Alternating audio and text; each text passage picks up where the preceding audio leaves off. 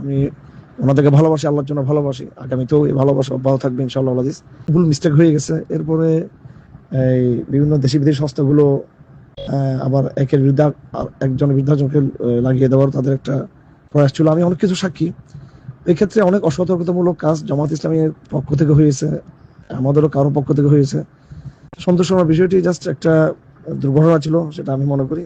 জামাত এখানে অনুতপ্ত আশা করি হবে এটা বিষয় নিয়ে। এই বিষয়টা এখানে শেষ। আমি যেটা আজকে আপনাকে বলতে চাচ্ছি, বিষয়টা আসলে এখানে শুরু, এখানে শেষ। আমার সাথে এরকম জামাতের মতো একটা শহীদি কাফেলা, এটা তো যাই হোক, এটা বিশাল এক ইতিহাস। এগুলো ওনারা ভালো করে জানেন যে কিভাবে আমরা একসাথে সহযুদ্ধের ভূমিকা ছিলাম, এবং শহীদ নেতৃবৃন্দ রহমতুল্লাহ আলাইহি যারা ছিলেন ওনাদের পরিবারের সাথেও আমার একেবারে জেলে থাকতেও, জেলে যাওয়ার আগে, জেলে যাওয়ার পরে কোনো না কোনোভাবে একটা যোগাযোগ ছিল।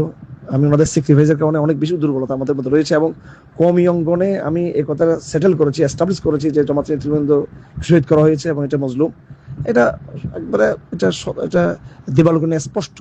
আমি যে নেগেটিভটা জামাতের ব্যাপারে তৈরি করেছি সালাফি অঙ্গনে, কওমি অঙ্গনে, তাবলিগি অঙ্গনে, যারা জামাতের বাইরে যে অঙ্গন, যারা তাদেরকে পথভ্রষ্ট মনে করতো, সেই জায়গায় আমি জামাতের উপর একটা নিরপেক্ষ নেগেটিভ তৈরি করেছি, আমি ইনসাফের একটা নেগেটিভ আমি তৈরি করেছি। সেক্ষেত্রে আমি কি তাদের কিছু বলতে পারবো না? আমি নসিহা স্বরূপ সেটা কি হয়ে যাবে? হয়তো আমার ভাষার মধ্যে কোনো হয়তো কঠোরতা থাকতে পারে, সেজন্য আমি নিজে দুঃখিত হব যদি আমার কোনো শব্দ চয়ন করে ভুল থাকে।